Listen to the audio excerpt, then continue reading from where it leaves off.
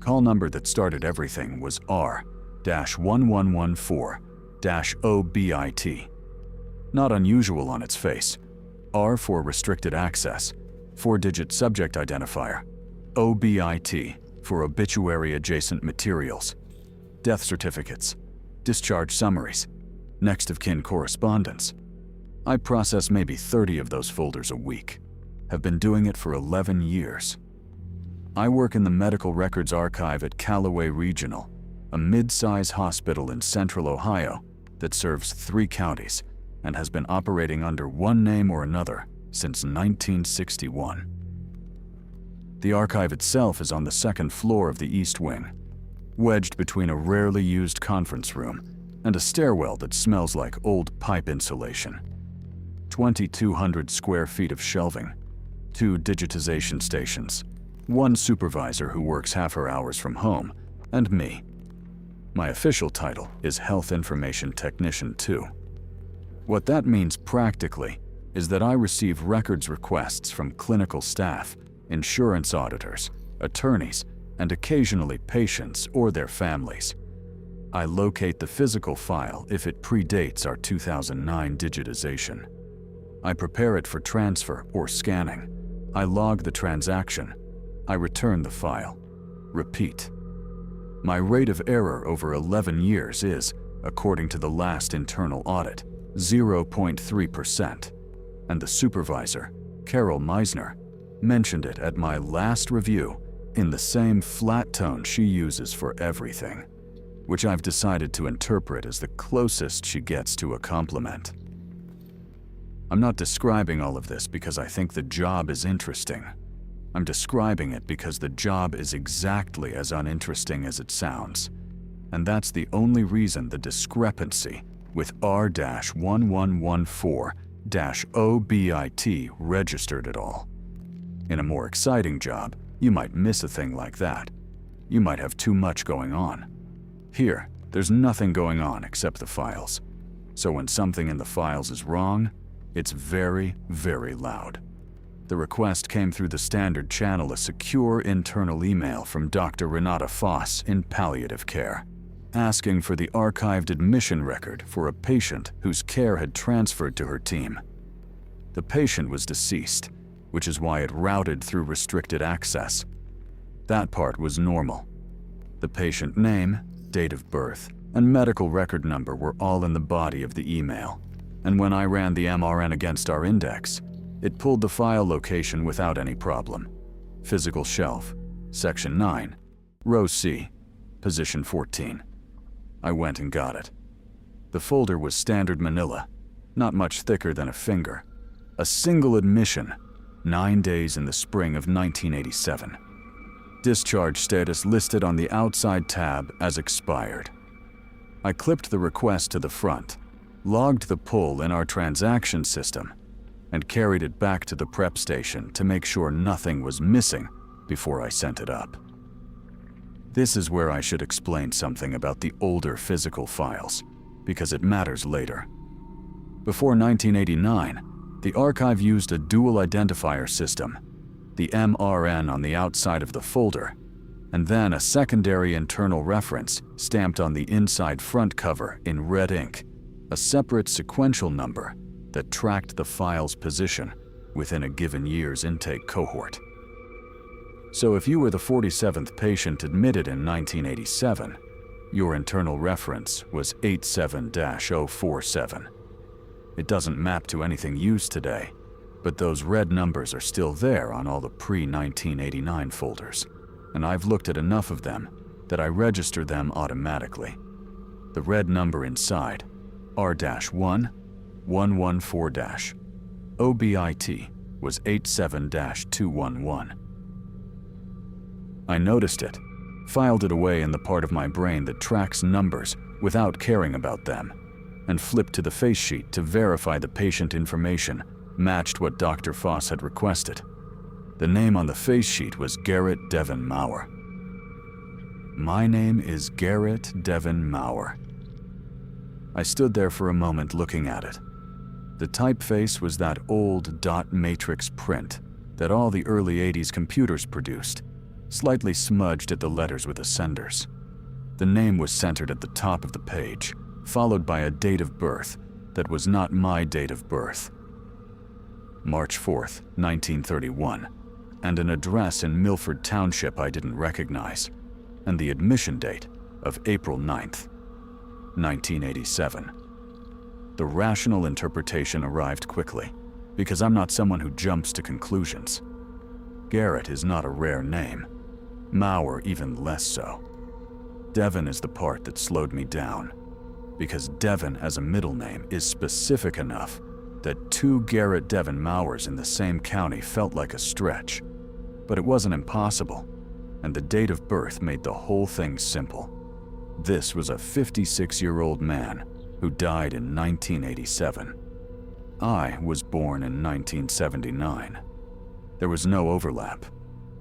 I delivered the folder to the pneumatic transfer point, logged the delivery, and went back to my desk. I thought about it on the drive home. Not obsessively. More the way you think about a song lyric you can't quite place it, just keeps surfacing. I mentioned it to my wife, Dana, while she was cooking. I said there was a patient in the archive with my exact name. She said, huh, and asked me to drain the pasta, and that was the end of it. I looked him up when I got to work the next morning. I shouldn't have, technically. Accessing a file outside of a request transaction violates the minimum necessary standard under HIPAA, and even for a deceased patient, the protocol exists for a reason. But I was careful about it. I didn't pull the physical folder again. I just ran the MRN through our index to see what else was attached to it. Some of the older records have supplementary material. Billing records, insurance correspondence, physician notes that got separated and refiled under the same number. I told myself I was doing a quality check, which is at least technically within my role. The index returned one flag I hadn't noticed the day before. Attached to the MRN was a single digitized document, scanned in 2014 as part of a retroactive imaging project we did on all records older than 30 years. The document was categorized as Administrative Correspondence Miscellaneous. I opened it. It was a typed letter, 1 page, dated June 3rd, 1987, about 7 weeks after the patient's death. The letterhead was from a company called Renault Harker and Associates, which I didn't recognize, and the letter was addressed to the hospital's then medical director. The subject line read, Re. Garrett D. Mauer, Estate Inquiry, Records Clarification. The letter was from an attorney. The patient's estate, apparently, had a dispute with the hospital over the discharge documentation. The attorney was requesting clarification on a specific line in the admission paperwork. A line, he wrote, that referenced a next of kin contact whose name did not match any known family member. The attorney's letter didn't reproduce the name in question. It just described it as an entry inconsistent with the decedent's surviving family, and asked that someone from the medical records department respond in writing. I checked our correspondence files for a reply. There wasn't one, or if there was, it hadn't been scanned with the rest of the materials. 7 weeks of follow-up on a dispute that apparently went nowhere. I wrote down the name of the attorney's firm and the date, then went back to the index and looked at something I'd skipped the first time. The original face sheet fields, the ones that got transcribed into our digital system when we migrated. The next of kin field read, Garrett Mauer, son. I was 8 years old in 1987. I had never been to a hospital. I have no memory of a grandfather, a great uncle, or any relative named Garrett. But here was a record typed in 1987, before I had any meaningful existence in the world outside my parents' house, that listed someone with my name, in a kinship relationship to a man who shared my full name, in a hospital where I would eventually spend 11 years of my working life. I sat with that for a long time before I did anything else. The sensible reading was clerical error, Someone transposed a name or copied it from the wrong line, or the person who did the intake was careless. Hospital intake in 1987 was not the rigorous process it became after electronic record requirements standardized things. It happened all the time.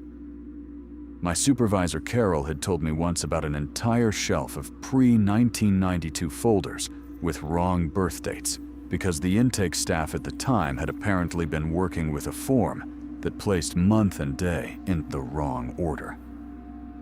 The less sensible reading, the one I kept pushing away and kept returning to, was that the name wasn't an error. I didn't pull the physical folder again that day. What I did instead was go to the personnel side of our hospital intranet and look up something I'd never had any reason to look up before: my own employment file. Not the full thing, I don't have access to HR records, but the basic profile page that every employee can view. Start date, department, supervisor, employee, ID. My employee ID is 87-211. I'd never thought about what that number meant. It's just a number. You see it on your badge, on your paycheck, on your parking permit. I assumed it was sequential, that it reflected some order of hiring, that 87 was a prefix, meaning something administrative. Hospitals use arcane numbering systems all the time. I'd never questioned it, but I was thinking about it now, because 87-211 was also the red internal reference number stamped in the deceased man's folder. The year of his death, and a 3-digit number that matched. I didn't tell Dana that night. I wasn't sure what I would say. I sat in the kitchen after she went to bed, and I tried to think through the chain of coincidence required to explain what I'd found. 2 men with the same full name, one dying in this hospital in 1987. The deceased man's next of kin listed under that same name. My employment file carrying a number that matched the deceased man's internal archive reference. 11 years of working 40 feet from that folder without knowing any of it. Any single one of those things is nothing. All 4 of them together felt like something I didn't have a word for yet. I went to work the next morning planning to verify one thing, and only one thing: whether the employee ID numbering system at Callaway Regional had any relationship to the year 1987, or whether 87 was genuinely just a prefix. If someone in HR could explain the system to me in 30 seconds, I'd know I was chasing a pattern that wasn't there. Carol was in that day, which was unusual. She had her door open and was working through what looked like the quarterly compliance stack. I stopped in the doorway and asked her, as casually as I could frame it, if she knew how the employee ID numbers were assigned, specifically what the first 2 digits meant. She looked up. She thought about it for a second, the way she does when she's deciding whether a question requires a full answer or just the short version. They changed the system in 2009, she said.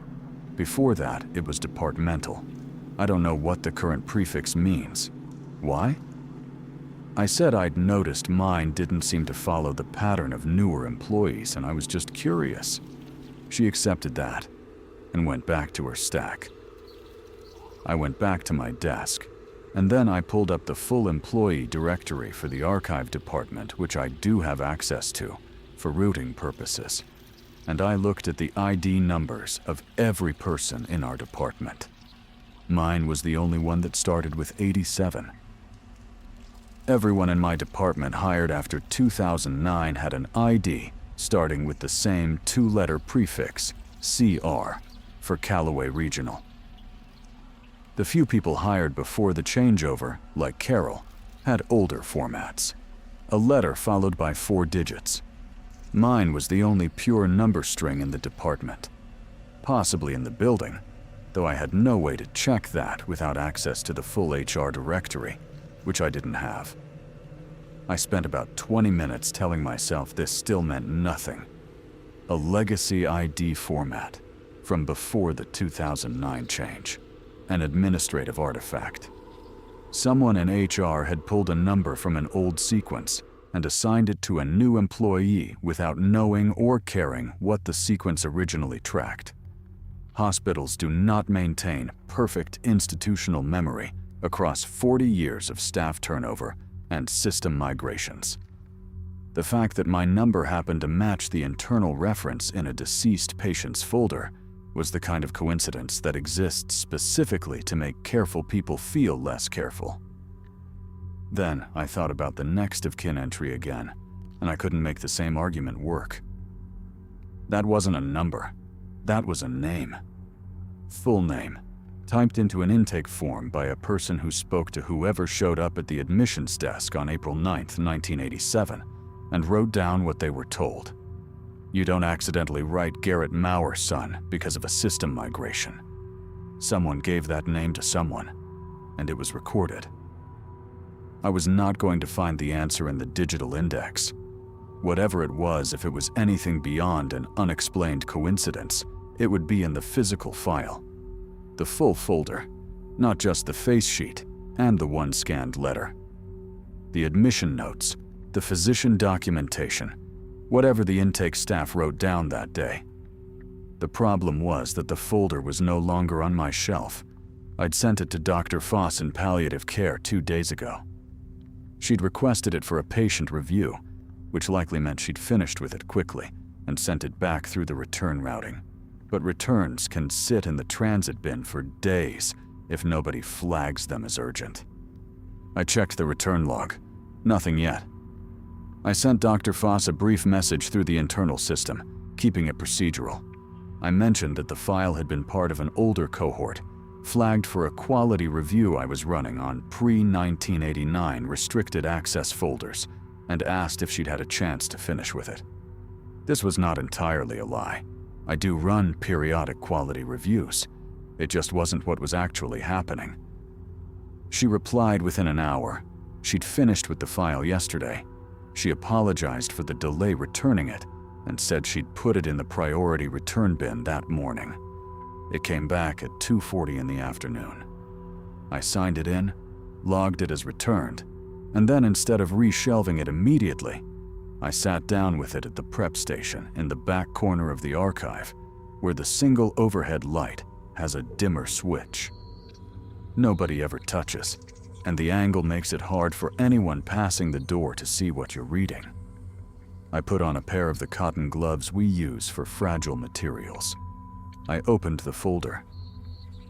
The face sheet I already knew. Below it was the standard admission packet, insurance verification, consent forms, an intake questionnaire filled out in ballpoint pen by someone with blocky printing. The questionnaire had a section for patient history, a section for current medications, and at the bottom, a section for emergency contact information. The emergency contact field had been filled out by hand rather than typed different pen, different pressure, possibly added after the initial intake. The handwriting was small and slightly right-leaning. Emergency contact, Garrett Mauer, son, local residence, no phone number, no address beyond those 2 words. Local residence was not how anyone would fill out an emergency contact form. You wrote an address, or at minimum, a phone number. Local residence was what you wrote when you either didn't have the information or didn't want to provide it. I kept going. The admission notes were brief. The patient had been brought in by ambulance from a residential address in Milford Township, presenting with acute cardiac distress. His condition had deteriorated over 9 days. The physician notes were written by a doctor, Harold Preve, whose name I didn't recognize but whose signature appeared on 4 separate progress updates, each one shorter than the last. The final note, dated April 17th, was 2 lines. It read, "Patient unresponsive since early hours. Family notified per standard protocol. Time of death, 6:14 a.m. Family notified. So someone called that emergency contact, or tried to. Beneath the physician notes was a single sheet I almost missed because it was folded in thirds and tucked between the last page of the clinical documentation and the back inside cover of the folder. Folded paper in an old folder isn't unusual. Things got shoved in carelessly all the time, but this one was folded too precisely, the kind of fold where the edges align exactly, which is different from something shoved in. I unfolded it. It was a photocopy of a handwritten note. The original had been written on what looked like a piece of standard notebook paper, and whoever made the copy had done it on a machine that slightly overexposed the darker areas, making some of the letters bleed together at the edges. The handwriting was different from the intake questionnaire, larger, more cursive, older looking in the way handwriting sometimes looks when someone learned to write in a different era. At the top, no salutation, no date. The boy doesn't know yet, and I would ask you to keep it that way until he's old enough to understand it properly. He goes by Garrett, same as me. His mother wanted it that way, and I wasn't going to argue with her about it. When the time comes, somebody should tell him he spent the first 2 days of his life in this building. I don't know if that matters. It might. That was all. No signature, no indication of who had put it in the folder, when, or why. I read it 3 times. Then I sat very still for a moment, not because of the dramatic weight of it, or not only because of that, but because I was trying to identify what specifically had shifted.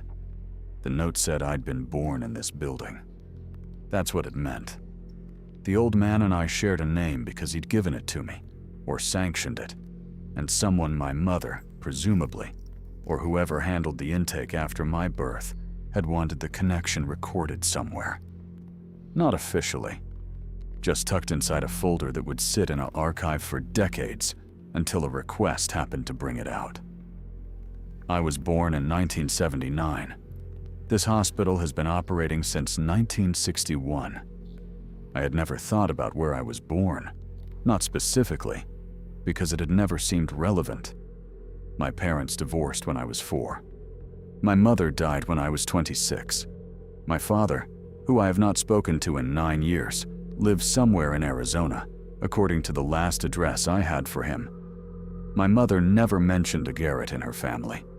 Not once in 26 years. Neither did my father, but my father is not someone I spent a lot of time asking about family history. I needed to know whether I had actually been born at Callaway Regional. That was the verifiable piece. Everything else, the note, the name, the connection, could be speculative until that one fact was confirmed, or wasn't. Birth records are not in my archive. Births go to the County Vital Records Office, and certified copies go to the Ohio Department of Health. What I do have access to, because it's within my professional scope, is the hospital's own admission ledgers, physical log books that predate electronic record-keeping and track every patient admitted by date, name, and MRN. They are organized by year and kept in a separate section of the archive, not on the main shelving, because they're considered institutional records rather than patient records and have a different retention policy. I'd handled them exactly twice in 11 years, both times for legal records requests. The 1979 ledger was in Section 4, bottom shelf, in a green binder that had warped slightly at the spine from humidity. I carried it back to the prep station. I found the entry range for August, my birth month, and ran my finger down the left column, which was surnames.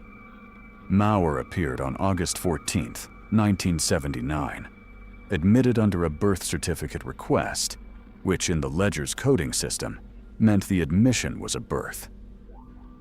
The MRN assigned was in a sequence that matched others from the same month. The mother's name was listed as the primary patient, Patricia Ann Maurer, age 22. Under the field for attending physician, the name was Harold Preve, the same Dr. Preve who signed the 1987 death notes. He'd delivered me. 8 years later, he'd watched the man who shared my name die in the same building. I put the ledger back. I sat down in the desk chair, and I did not touch anything for several minutes, because I needed to think clearly, and the impulse I was resisting was to look for more, to pull every thread I could reach, and I knew that impulse was the wrong one. Not because the information wasn't there, but because I was starting to understand that this wasn't the kind of mystery where more information made the picture clearer. Everything I found added a new element and subtracted a safe explanation. And if I kept going at the same pace, I was going to reach a point where I had too much to ignore and not enough to do anything with. I already had too much to ignore. I thought about calling my father. The impulse lasted about 4 seconds. We haven't spoken since a conversation that ended with him telling me I'd made my choices and he'd made his. And that was that. There are things I've never forgiven him for, and probably won't. But more practically, if my mother had a father she never mentioned, my father would either not know or not tell me. He was not inside whatever this was. He'd come into my mother's life after she was already herself, already shaped by whatever she'd kept private. I thought about the attorney's letter, Renaud Harker and Associates, and whether that firm still existed.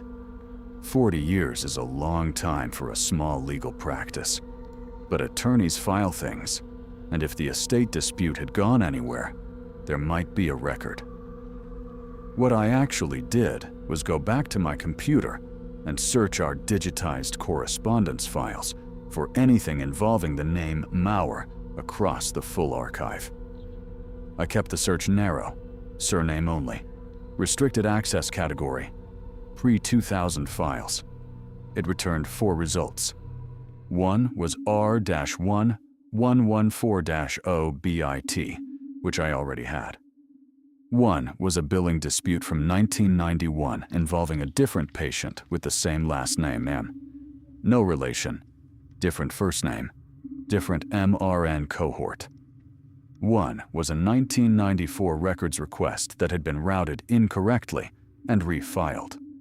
And one was a document in the administrative correspondence section dated September 12, 1987, 3 months after the attorney's letter that I had not found before because it was filed under a slightly different subject code. It was a memo, internal, from the medical records department, my department, 40 years ago to the then medical director. Subject line, Maurer Estate Inquiry File Review Completed. The memo was 2 paragraphs.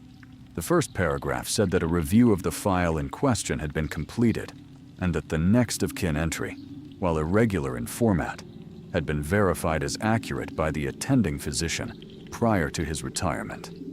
The phrase "prior to his retirement" implied that Dr. Preve had already left by then, which would explain why the verification was mentioned rather than demonstrated. The second paragraph said, "The department has noted that a document of personal nature was found within the file during review.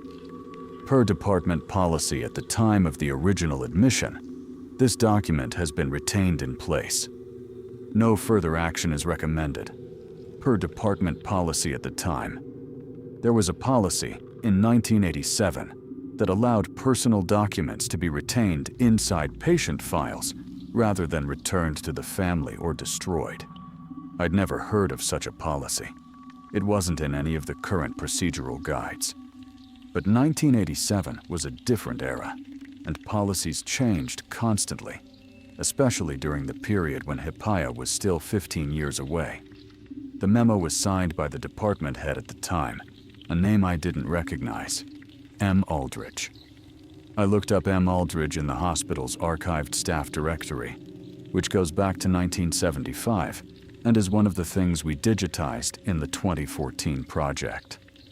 Margaret Aldridge, department head of medical records, from 1983 to 1994. She would be in her late 70s or early 80s now, at minimum, assuming she was still alive. She might know what policy she was referring to. She might know why the folder had been flagged that way, and by whom, and whether anyone had ever come back asking for it. She might know who filed that note. I wrote her name on a piece of paper, which I immediately folded and put in my jacket pocket, rather than leaving it on my desk, which was a habit I didn't realize I'd developed until after I'd done it. I returned R-1114-OBIT to its correct position on Section 9, Row C, Position 14. I logged the quality check I'd allegedly been running. I sent Carol a brief note saying the pre-1989 restricted access cohort looked clean, and I'd document the review properly next week.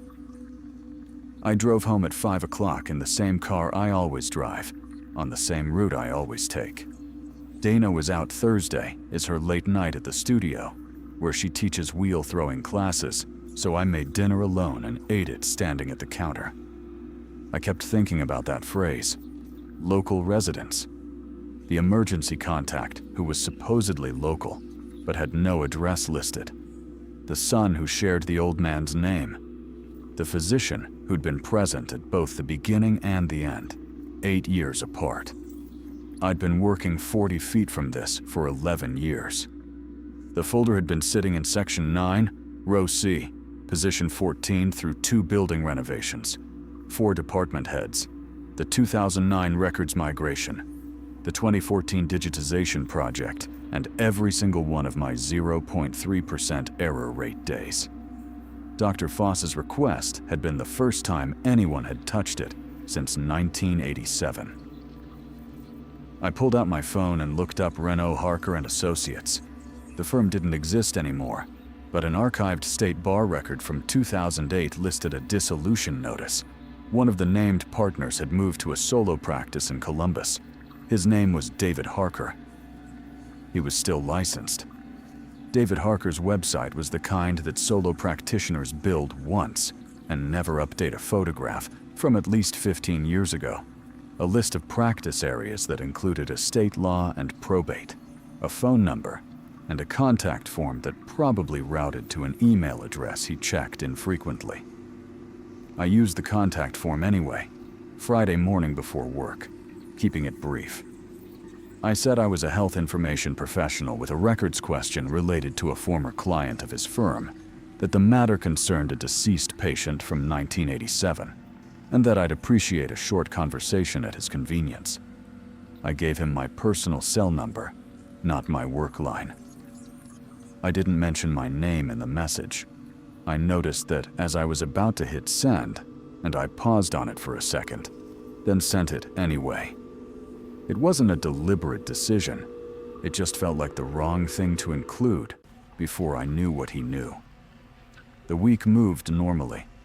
I processed 26 requests on Friday, reshelved a cart of returned files, ran the weekly transaction report for Carol. On Saturday, Dana and I drove out to her sister's place in Granville for a birthday dinner, and I spent most of the drive back listening to her describe a disagreement at the studio and making the right sounds at the right times. She didn't ask about the thing I'd mentioned 2 weeks ago, the patient with my name, and I didn't bring it up.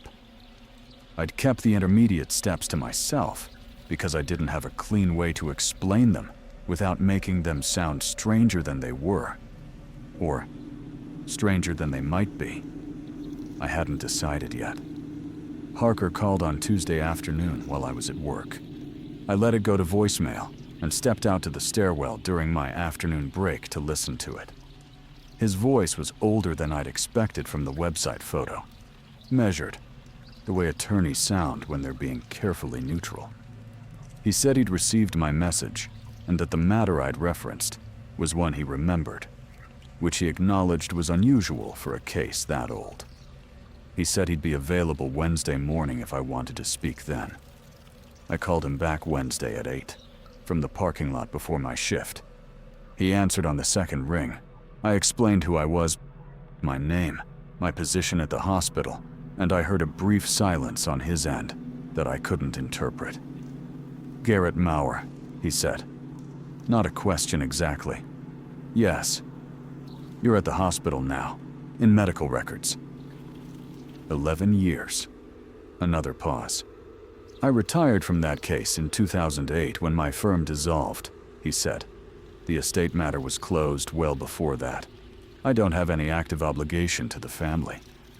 I told him I wasn't calling about the estate. I was calling because I'd found documentation that suggested a personal connection between the deceased patient and my own history, and I was trying to understand what the firm had known about the patient's family. The irregular next of kin entry, he said immediately. So he remembered it specifically. Yes. He was quiet for long enough that I thought I'd lost the call. Then, the reason that case stayed with me, the reason I remember it at all after this long, is that we never could get a satisfactory answer from the hospital about that entry. The medical director at the time gave us a written statement that the entry had been verified by the attending physician. We asked for the physician's contact information to follow up, and were told he'd retired, and his forwarding address wasn't on file. Dr. Preve, I said. That's right. Without his statement, we had no way to challenge the hospital's position. The estate dispute itself was minor, a question of whether notification protocol had been properly followed. So we eventually advised the client to drop the issue. It wasn't worth litigating. Who was your client? The decedent's daughter, his surviving family. They didn't know who the emergency contact was. They'd never heard of anyone named Garrett, who was a son of the family the decedent had no son they were aware of. That was the whole problem. He paused. I have to ask you something. Okay. Your full name? Garrett Devon Maurer. The silence this time was different. Longer, and with a quality I couldn't identify over the phone. The emergency contact in the file, he said finally, was listed as Garrett Maurer, son. No middle name, no address. The family's position was that it was a clerical error, possibly a case of the patient's own name being entered incorrectly in the wrong field. That seemed like the most logical explanation. And the other explanation? That the patient had a son the family didn't know about. He stopped. Which, given that you're calling me from that hospital 40 years later with that name, I think you're telling me is the case. I said I didn't know yet. Which was true. He didn't push. He told me that his case files from that era had been archived with a record storage company, and that he could request the relevant box, but it might take 2 or 3 weeks. He asked me to send him a copy of the document I'd found inside the folder, the handwritten note, and said he'd look at it in the context of what he still had. I took down his email address. Before he hung up, he said, almost as an afterthought, the daughter, the client, her name was Norma. She was in her 50s when we were working on the case, which means she'd be in her late 80s now if she's still alive. She was the one who flagged the entry in the first place. She was very certain it was wrong. I thanked him and ended the call. I sat in the parking lot for an extra 10 minutes before going inside. What Harker had just told me rearranged something I'd been treating as settled. The family hadn't known. The people who had the clearest claim to understanding who Garrett Maurer Sr. was his daughter, his surviving relatives had looked at that next of kin entry and called it an error. They had been certain there was no son, and they might have been right, in the conventional sense. My mother had never mentioned his name. My father had no connection to him that I knew of. Whatever I was to that man, it wasn't the kind of son that a family recognizes. The handwritten note said his mother wanted it that way. His mother. Meaning my mother had made a deliberate choice to keep the connection hidden from the family. And someone, the old man himself, or someone acting for him, had hidden the note inside the hospital file, rather than give it to anyone who might use it. The only person who could tell me why was Harold Preve, who had retired sometime before 1987, and whose forwarding address the hospital claimed not to have. In 1987. Not now. I have access to our historical staff directories going back to 1975. I'd already established that. What I hadn't done was look for Harold Preve directly, because I'd been focused on the patient record rather than the personnel side. I did it that morning during a quiet stretch between requests. Preve had joined the staff in 1969. His specialty was listed as general medicine and obstetrics. He retired, and the directory noted this in April 1987. The same month, the patient died. The timing could have been coincidental. He was a general practitioner who'd been there for 18 years. People retire for 100 reasons. But the medical director's memo to Harker's firm had said the next of kin entry was verified by the attending physician prior to his retirement, which meant the verification had happened during or just after the admission in April 1987, and then Preve had left. The proximity was tight enough that I couldn't treat it as unrelated. His home address in the 1987 directory was a street in Falston, which was a small town about 14 miles east of the hospital. That address was from 38 years ago. He would be in his 90s now, at minimum. I was not going to find him by driving to a house he might have left 3 decades ago. What I could do, what I did that afternoon on my lunch break, sitting in the archive break room with my phone, was look for him in the Ohio Physician Licensing Database, which is public record. He wasn't there. Either he'd died, or his license had simply lapsed after retirement and been removed from the active record. The database doesn't consistently maintain historical and active entries. I tried the county obituary aggregator instead, a website that pulls from regional newspapers. Harold Preve appeared in a result from the Falston Courier. He had died in March 2019. The obituary was short-survived by one daughter, longtime resident of Falston, former physician at Callaway Regional. The daughter's name was given as Susan Preve Aldano. I looked at that name for a long moment. Preve Aldridge. The department head who wrote the 1987 memo, confirming that the note had been retained per department policy, was M. Aldridge, Margaret Aldridge. And the physician's daughter's married name was Preve Aldano, which meant she'd hyphenated it after marriage, keeping Preve as the first element, which is what some people do when the family name matters to them. These were different names. I wasn't connecting them.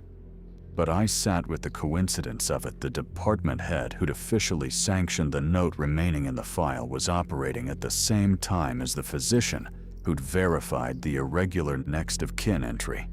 And both of them had retired or left within a few years of each other, and neither had apparently spoken to anyone about what they knew, and I couldn't fully let it go.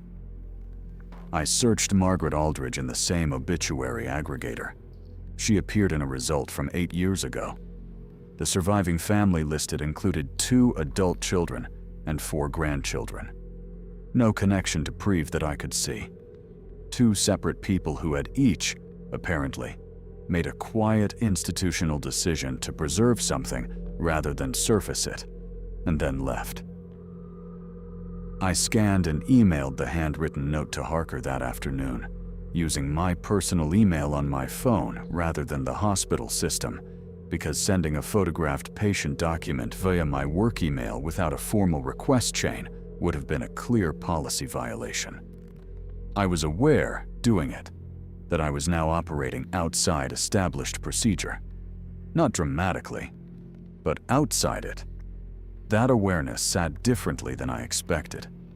I've spent 11 years being the person in this building who follows the procedure. Not because I'm incapable of bending rules, but because the procedure exists for reasons I understand and broadly respect, and because errors in this department have real consequences for real people. My 0.3% error rate is not something I think about often, but it's not an accident either. It's the result of 11 years of doing the thing correctly, even when it would be easier not to. And now I was photographing a restricted access patient document and emailing it to an attorney I'd spoken to once, because the patient was possibly my grandfather, and the document was possibly addressed to me, and I had no clean procedural channel for any of it. I went back to my desk. The afternoon was routine. 2 requests processed, 1 return logged, a brief conversation with Carol about the quarterly compliance stack she was still working through. At 4:30, she stopped by my desk on her way to the copier and asked, without particular emphasis, whether the quality review I'd mentioned last week had turned up anything she needed to know about. I said no. Everything looked clean. She nodded and went to the copier. It was not technically a lie. The quality review I'd invented as a cover was clean because it didn't exist. The other thing I was doing wasn't a quality review. I'd kept the 2 cleanly separate in my own framing, which I recognized on the drive home as exactly the kind of careful self-deception that looks like discipline from the inside. Dana was home when I got there. She'd made soup, which she does in the fall without any particular planning, and we ate at the kitchen table, and she asked about my day, and I gave her the parts that were easy to give. She has a good read on when I'm holding something, but she also knows when to let it sit, and tonight she let it sit. We watched something on television that I couldn't have summarized afterward. My phone buzzed at 10:15. Harker. A text, not a call. Looked at the document you sent. The handwriting matches a letter in my case file. A letter we received from an unknown sender in July 1987 that we were unable to authenticate. I'd written it off as a crank. I'll get the archive box pulled as soon as possible. I read it twice. Then a third time, specifically focused on the phrase unable to authenticate. He'd received a letter in 1987 during the active estate dispute from someone he couldn't identify. He'd dismissed it. And the handwriting in that letter matched the note folded inside the patient folder, a note that had been there since before the dispute began, before anyone from the outside had contacted anyone at the hospital about anything. The note hadn't been written for the file. It had been written first and copied, or it had existed in multiple forms. Someone had distributed it deliberately, 1 copy inside the folder, 1 copy to an attorney working on the family's behalf, possibly others. A person who wanted something preserved badly enough to send it to multiple places, but not to the one place that would have made it clear immediately, to my mother or to me.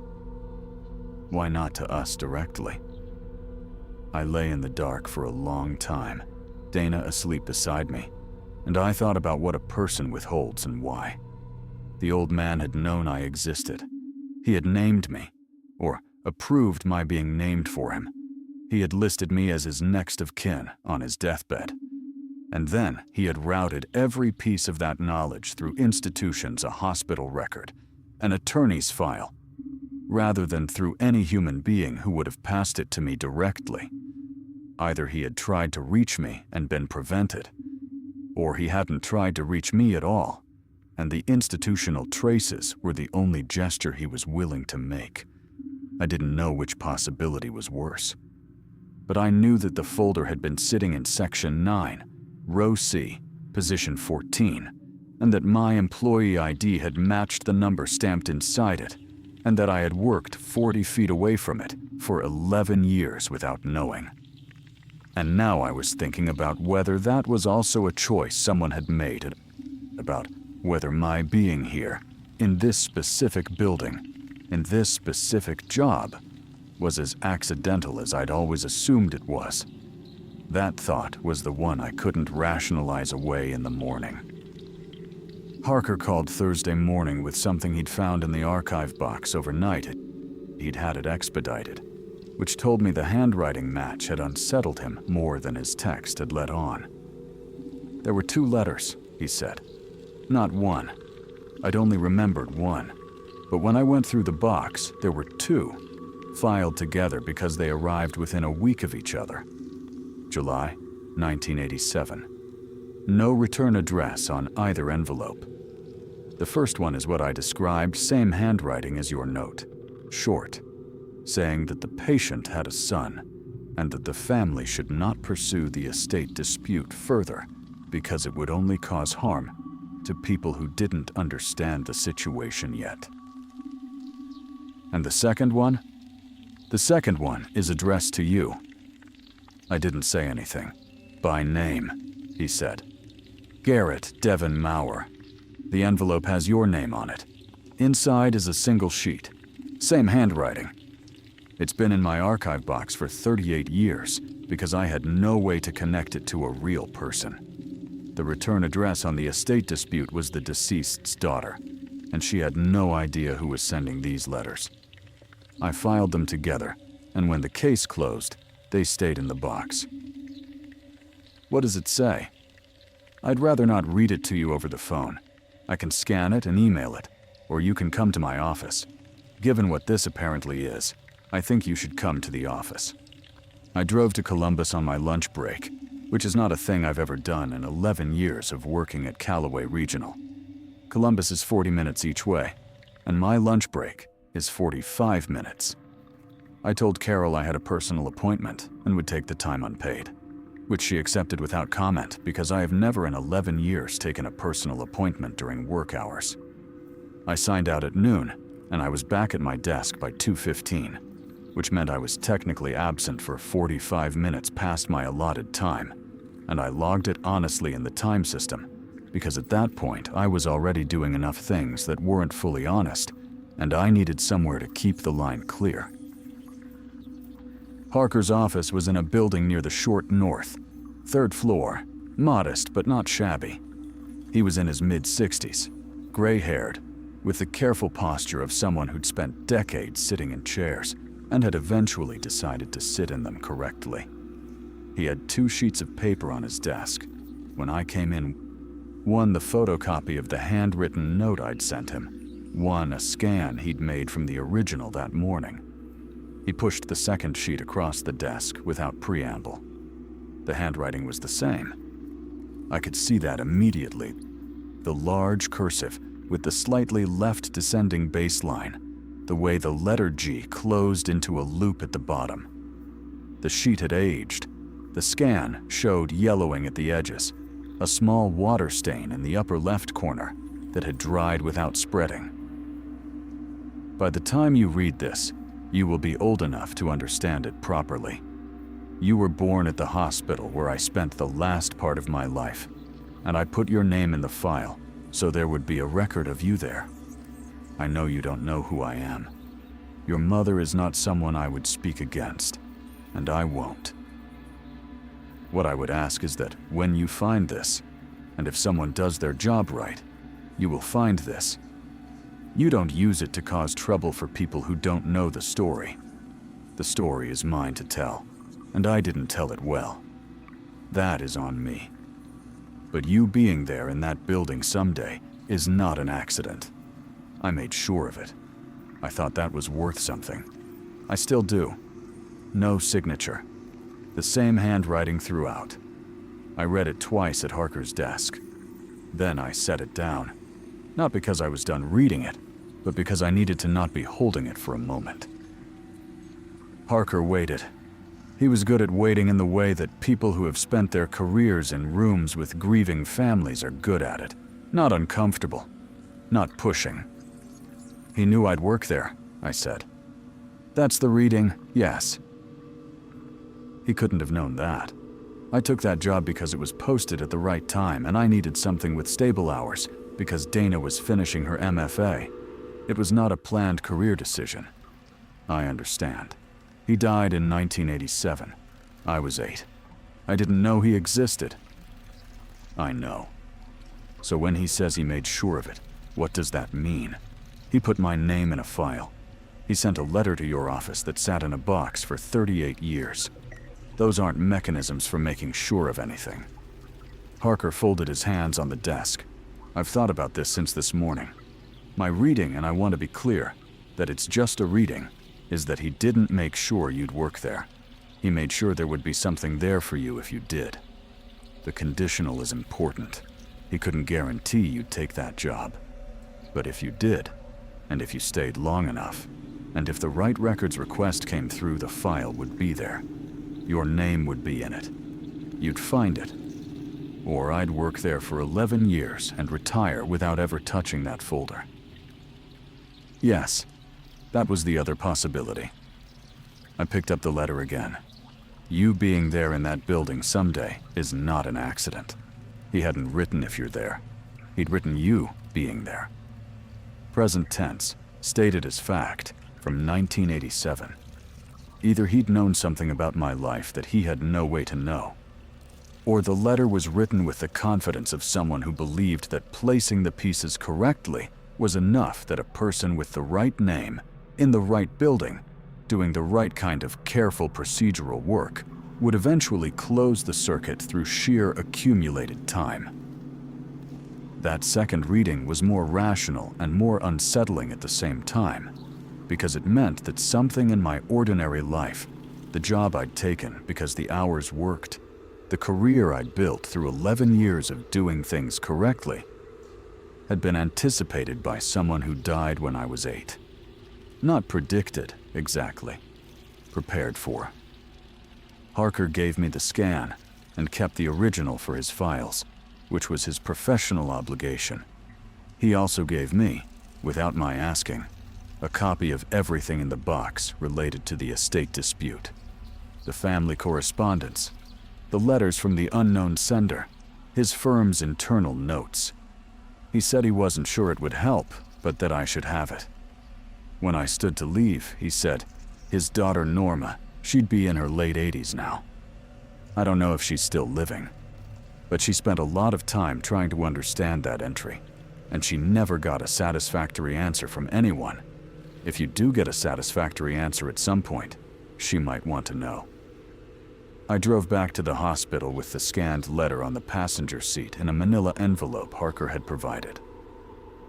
There was something I'd been avoiding since the beginning of this, and the drive back was when I stopped being able to avoid it. My employment at Callaway Regional had not been accidental in the ordinary sense. I knew that now. What I didn't know, what I'd been refusing to look at directly, was the mechanism, not the supernatural version of it, which I wasn't prepared to seriously consider, but the practical one. Someone at the hospital had known who I was. Someone with institutional access to hiring, to records, to the kind of information that would tell you that a woman named Patricia Maurer had given birth in your building in 1979, and that her son was now 30 years old and looking for stable work. I thought about my employee, ID 87-211. I thought about Carol's response when I'd asked about the numbering system. They changed the system in 2009. Before that, it was departmental. I don't know what the current prefix means. She hadn't known, but someone had assigned that number, and the choice to assign that specific number pulled from the old cohort system, matching the internal reference on a specific patient folder, had been a choice. Margaret Aldridge had left in 1994. I was hired in 2014. She wasn't the one who'd done it. I got back to my desk at 2:15 with the manila envelope in my bag. I processed 4 requests over the next 2 hours on autopilot. At 4:30, Carol came out of her office and stood at the edge of my desk in a way that she didn't usually stand, which was the thing I noticed first, the quality of the standing, which was more deliberate than her normal passing posture. "Can I ask you something?" she said. "Sure. The quality review you ran last week on the pre-1989 restricted access cohort." I waited. "I went through the transaction log this morning," she said. "Routine check. I noticed you pulled R-1114-OBIT twice inside the same week. Once on the original request from Dr. Foss, and once 2 days later under the quality review coding." She paused. The second pull didn't have a corresponding request number. This was accurate. I had not generated a formal request for my own second review of the folder, because there was no formal request. I had just gone and gotten it. "I was doing a hands-on format check," I said. Old folders in that cohort sometimes have loose materials that scan incorrectly. I should have coded it correctly. Carol looked at me for a moment, not unkindly. Is there something going on with that file? The question was direct in the way Carol's questions sometimes are, when she's already assembled most of the picture herself and is giving you the opportunity to supply the rest voluntarily. I had 4 options. I could tell her the full truth, which I hadn't fully assembled myself yet. I could give her a partial truth that would satisfy the procedural concern without opening the personal question. I could lie cleanly, or I could ask her something instead. How was my employee ID assigned? I said. The shift in her expression was small, just a settling, a slight change in the set of her mouth. What do you mean? I mean, the format is different from everyone else in the department. I asked you about it last week, and you said the system changed in 2009. But everyone hired before 2009 has a different old format too. Mine doesn't match either system. So how was it assigned? She was quiet for long enough that it became its own kind of answer. I hired you, I said. You were department head when I applied. You processed my application. Yes? Did someone tell you to assign that number?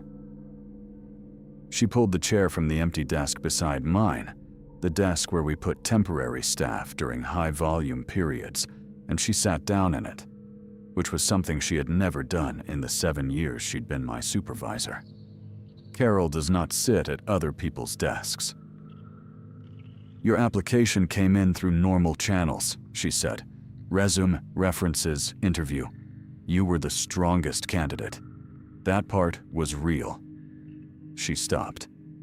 When I was putting together your personnel file, I received a note through the internal mail.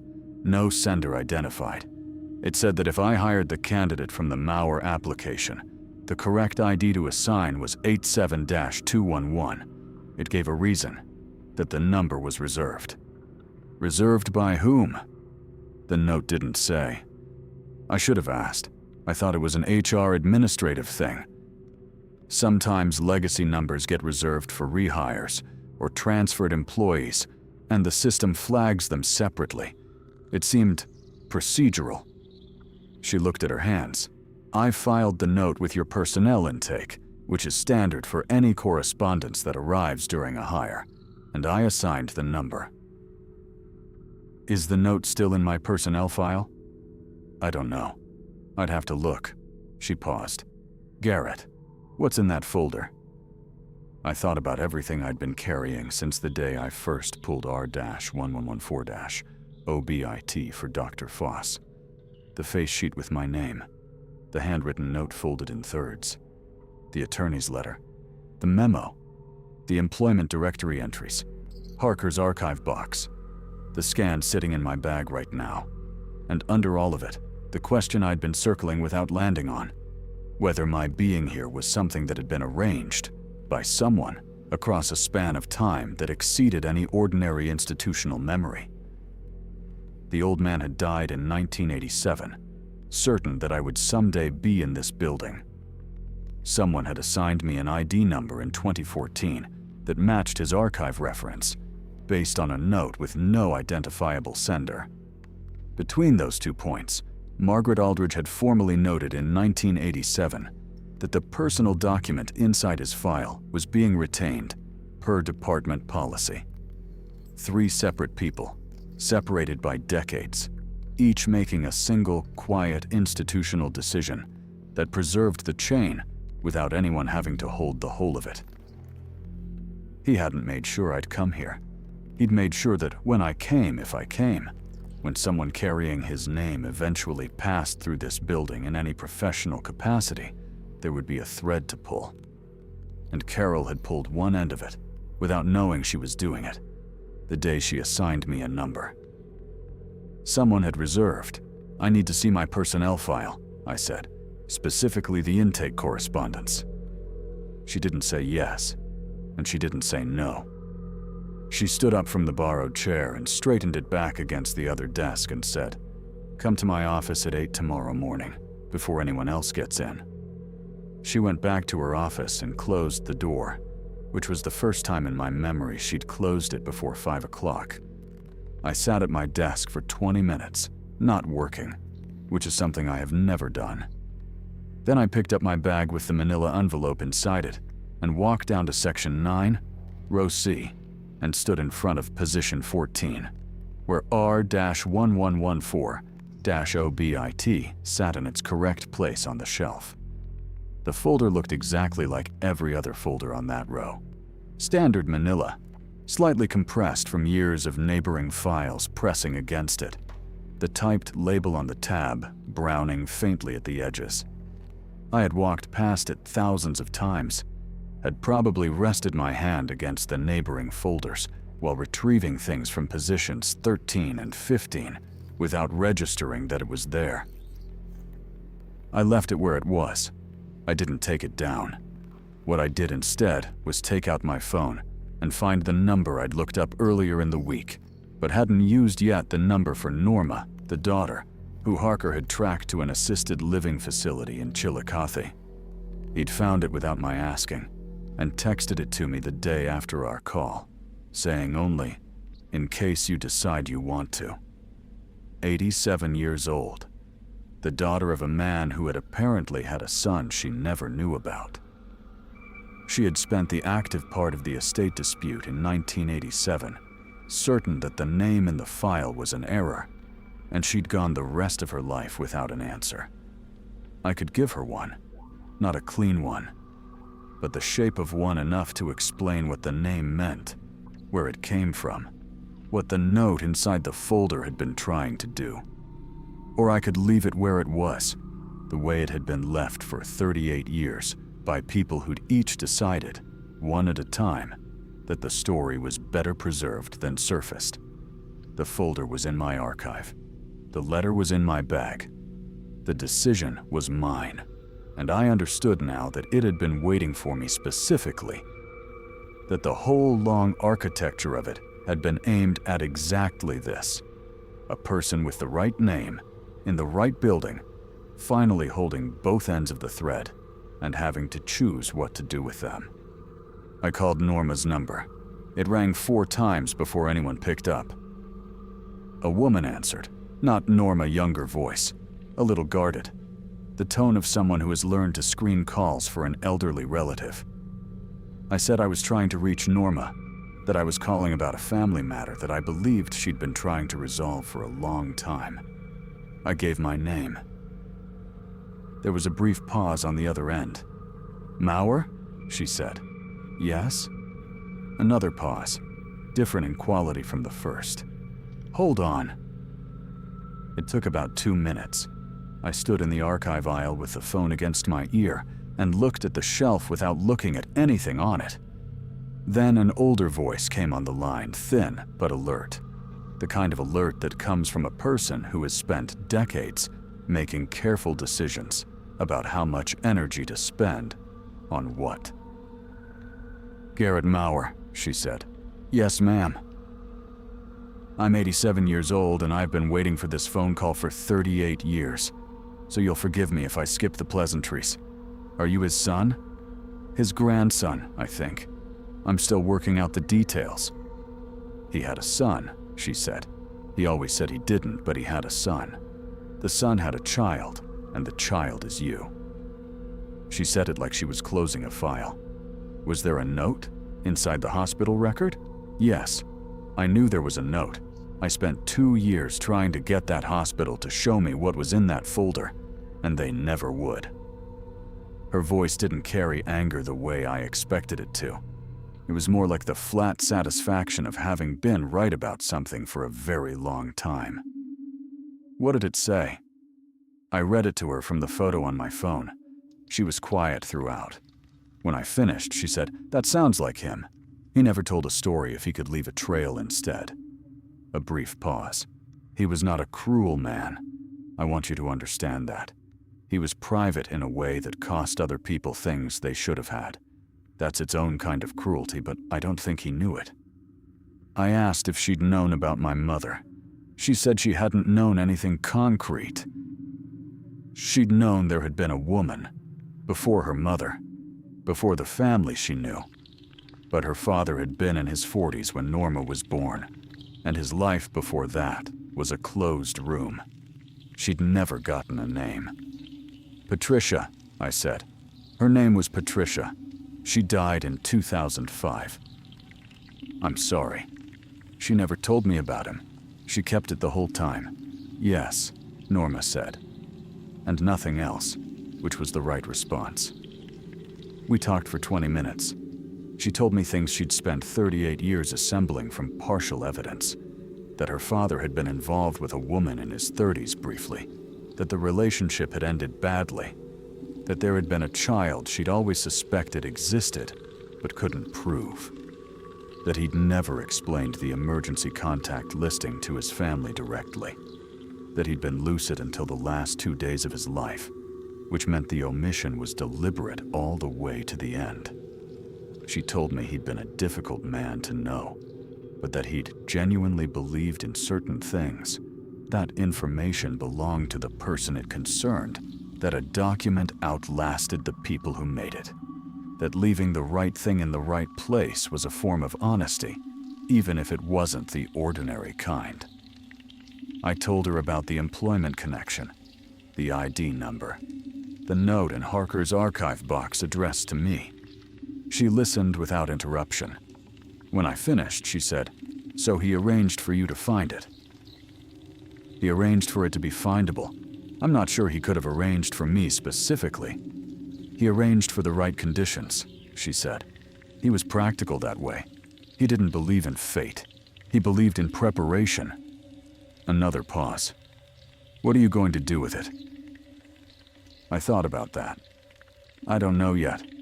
There's a question about the personnel record at the hospital. Someone assigned me a specific ID number based on an anonymous note, and I need to understand that part better. Does it change anything if you understand it? I didn't have a quick answer. It changes whether someone is still holding part of this that I'm owed. Or, she said, not unkindly, it changes whether you have to decide what to do with something you'd rather not be responsible for. She was 87 years old, and she'd had 38 years to think about what this family did with the things it preserved rather than said. So I didn't push back on that. I just let it land. Before we hung up, she asked if I would be willing to speak again, and I said yes. She gave me her direct number rather than the main facility line. She said, "I have a daughter, and she has children. They're your family, if you want them to be. I'm not going to pretend that's a small thing to hear from a stranger, so take your time with it." Her voice didn't change when she said it, but something in the delivery was careful in the way that something being offered carefully is different from something being offered casually. She'd held this for a long time. She was handing it over at the correct pace. I thanked her. We ended the call. I stood in the aisle for a while after. The archive was empty. Carol's door was still closed. The department was quiet. The late afternoon light came in at a low angle through the window at the end of the room and fell across the shelving in a way I'd seen thousands of times. I was aware of the folder to my left without looking at it. Eventually, I walked back to my desk and sat down. Carol's door opened at 5 on the dot, the way it always did.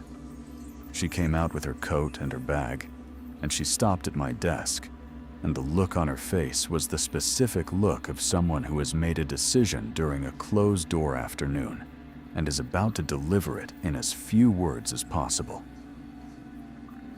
"I pulled your personnel file before I called it a day," she said. "The intake note was still there. I made a copy before I put it back." She set a folded sheet on my desk. "I don't know who sent it. The internal mail system in 2014 didn't log sender information for intra-building correspondence. It came in a standard interoffice envelope with no extension marked in the return field." She paused. "I should have asked at the time. I know that." "You didn't know what it was?" "No, but I should have asked anyway." She picked up her bag. "Whatever's going on with that folder, I'd rather know the professional part than not know it. The personal part is yours." She said goodnight and left.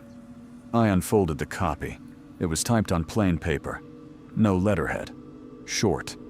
"If the applicant from the Mauer file is hired, assign employee ID 87-211. This number has been reserved. It will be meaningful to him." No signature. I sat with that for a long time. It will be meaningful to him.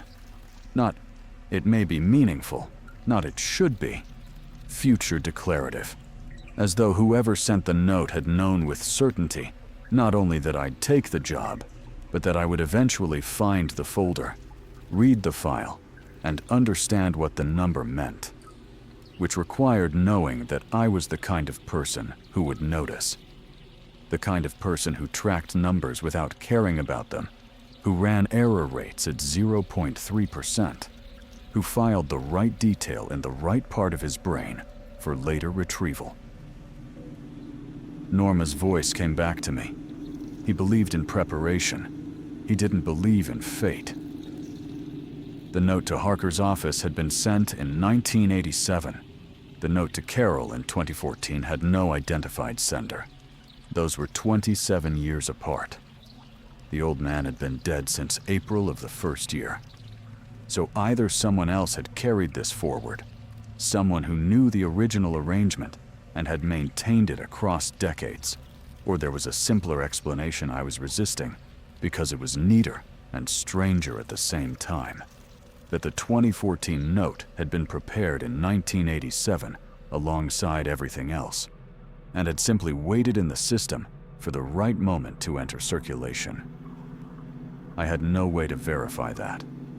Our internal mail system from 2014 didn't log sender information, and a 12-year-old envelope wasn't going to tell me anything about when it had been written versus when it had been sent.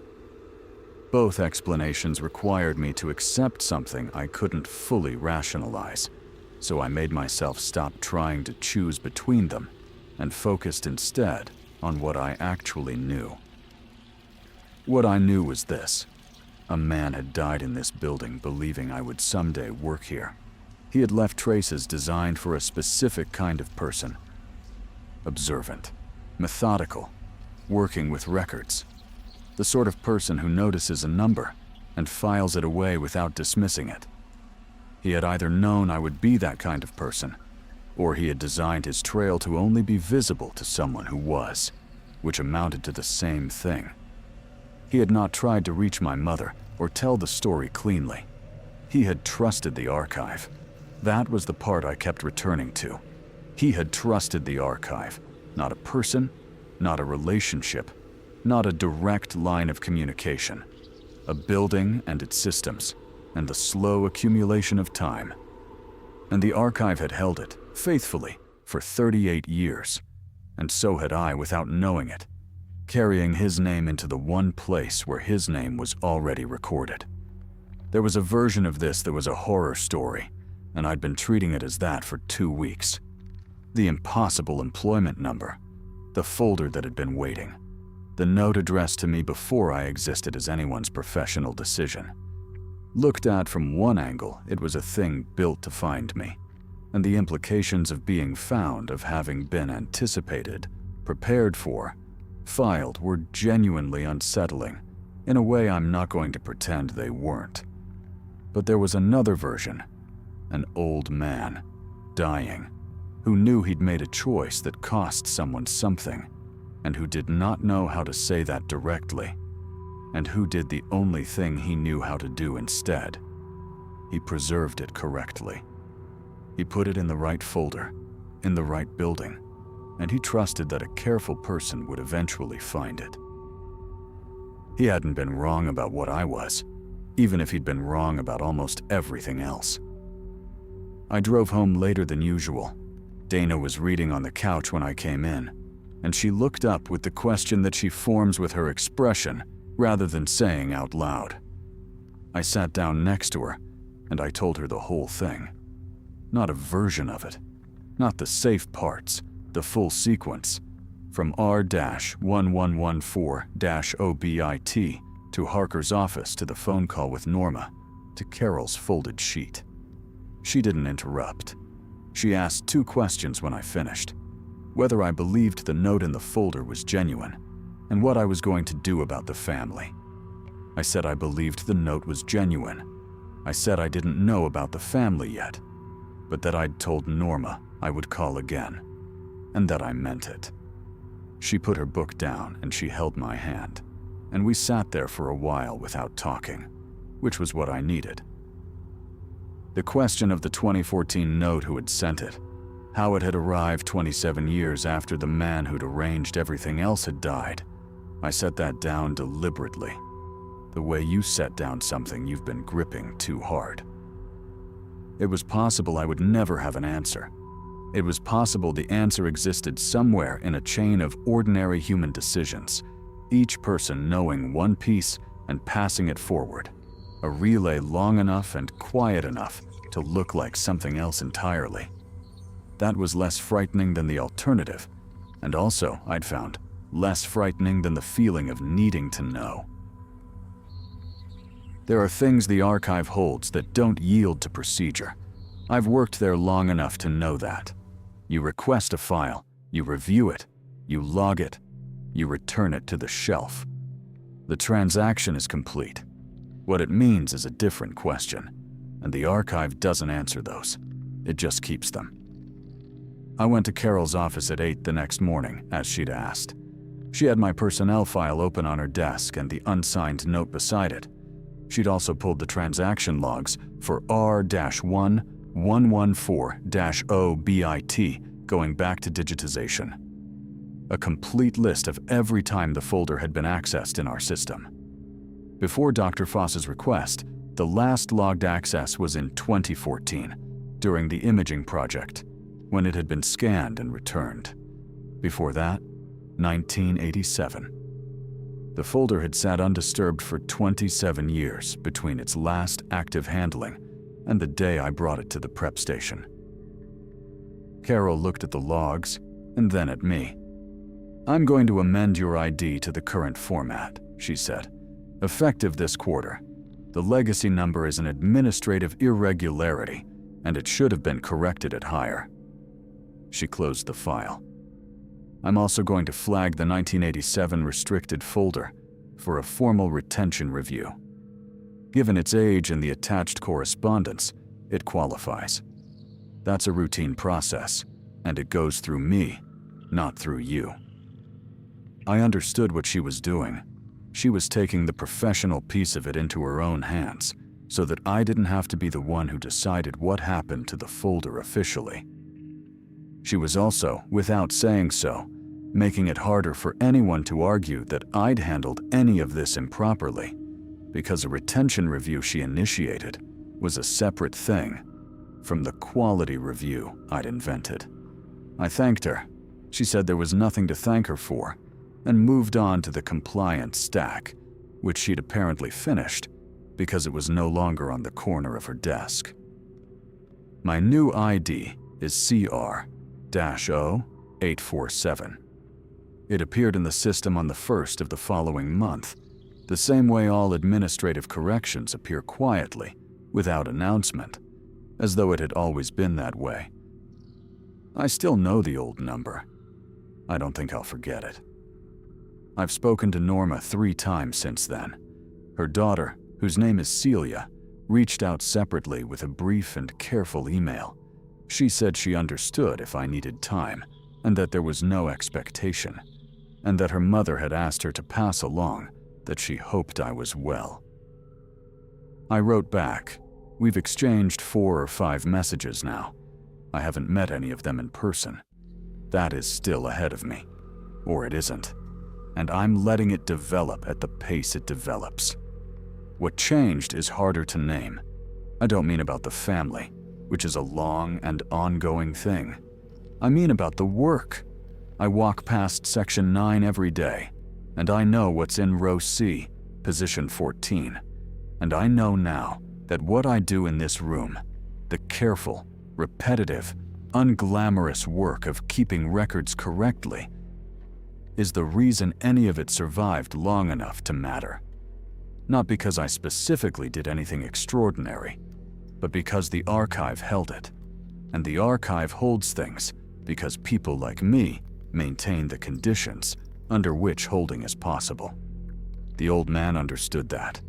He might be the only person in this whole story who understood it completely.